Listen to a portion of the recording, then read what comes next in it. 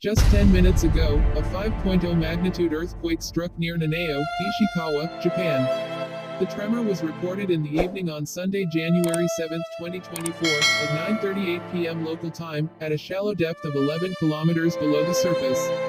The event was filed by Japan's National Research Institute for Earth Science and Disaster Resilience (NIED), the first seismological agency to report it. Based on the preliminary seismic data, the quake was probably felt by many people in the area of the epicenter.